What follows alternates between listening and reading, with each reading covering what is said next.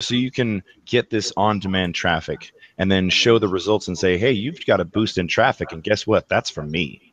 Yeah, or even if it's somebody else, yes, like somebody that you're already doing work for, or as a way to generate new clients as well, because you can go out and set up a local funnel and an AdWords campaign that is generic. In other words, it's kind of a generic business that you're going to use to generate leads, and then you can start generating leads and then approach businesses that are in that, that in that same area that provide those services and say, look, I've got these leads coming in, and prove it. You can show them with analytics and data from AdWords itself that you're actually generating leads, and say, hey, look, I've got these leads.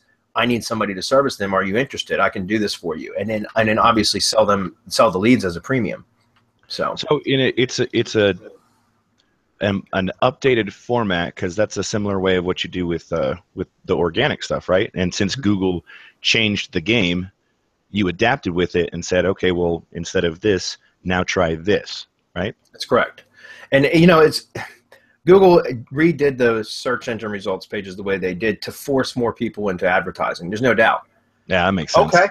Okay. It's my job as a marketer and as a local marketing consultant to provide results, period. And if results require me to learn how to use AdWords and to do it effectively and set up profitable AdWords campaigns, and so be it. It is what it is. But it's, as long as it's a profitable campaign.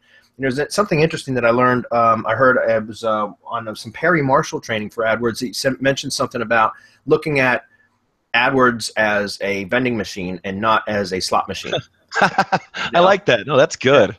And he says, because too many people approach, and businesses, and this is the thing, a lot of local businesses have tried AdWords. Either they tried to set it up themselves and they blew a ton of money and wasted, just a crap ton of money, or they hired a local guy or an AdWords agency, like a big AdWords agency that doesn't give the small budgets, the small advertisers, the care and attention that they deserve, or they hired somebody local that didn't know what the hell they were doing, and they pissed a bunch of money away.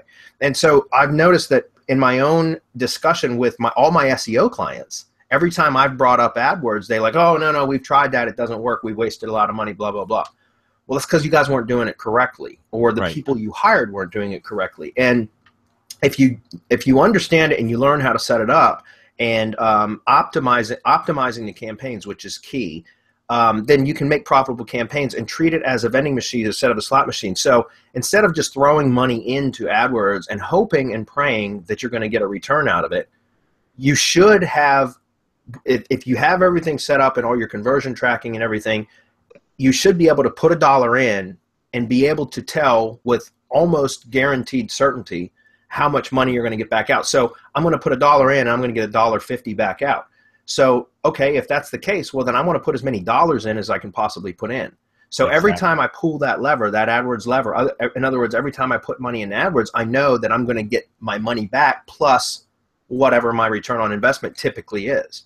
And so once you understand that and you can start crafting your campaigns to where they become profitable, then it's not a matter of risk. It's a matter of fine-tuning a campaign and just investing in those investing in that traffic, which is going to turn into customers and provide a return on investment.